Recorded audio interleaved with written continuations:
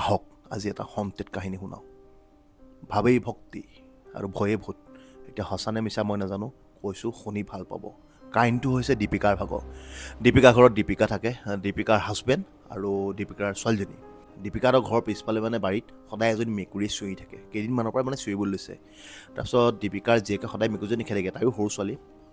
তাৰপিছত সদায় খেদে মেকুৰীজনী, সন্ধিয়া সদায় চিঞৰে। এদিন সন্ধিয়া এনেকৈ চিঞৰি থাকোঁতে দীপিকাৰ জীয়েকে গৈ বিস্কুট এটা দি দিলে।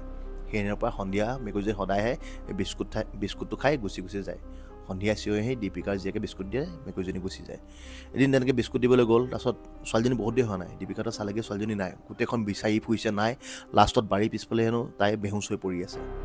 তাৰপিছত ঘৰলৈ লৈ আনিলে। তাৰ পিছদিনা সন্ধিয়া আকৌ মেকুৰীজনী তেনেকৈ চিঞৰি আছিলে। তাৰপিছত দীপিকাৰ বাপেকে গৈ কি কৰিলে, মেকুৰীজনীক মাৰি পেলালে। মাৰি যোৱাৰ পিছত পিছদিনাৰ পৰা ঘৰত মানে কিবা মেকুৰীজনীটো নায়েই, কিন্তু সন্ধিয়া সেই টাইমত সদায় সেই মাতটো আহে, মেকুৰী লিখীয়া মাত, কিবা টিঙত ধাম ধুম মাৰে। তাৰপিছত দীপিকা বাপেকে গৈ বেজ এজনৰ ওচৰ পালেগৈ, বেজে আহি জাৰি ফুকি দিলে। জাৰি ফুকি দিয়াৰ পিছতো এতিয়াও কৈছে বোলে সেইদিনাৰ পৰা ইমান মাত চাত নাই, কিন্তু কেতিয়াবা হেনো কিবা ধাম ধাম কৰা আৱাজ হয়। এতিয়া সিহঁতৰ মতে মানে সেই মেকুৰীটোৱে বুলি ওলাই বুলি সিহঁতি কৈছে। এতিয়া কিমান সঁচা কিমান মিছা নাজানো, কিন্তু এটাই জানো যে ক'লা বস্তু কেতিয়াও ঘৰ ল'বলৈ দিব নাপায়। ক'লা বস্তুৱে বহুত জেং কৰে। ৰাতি ক'লা, তাতোতকৈ ক'লা জাৰণি, আৰু তাতোতকৈ ক'লা কি জানে?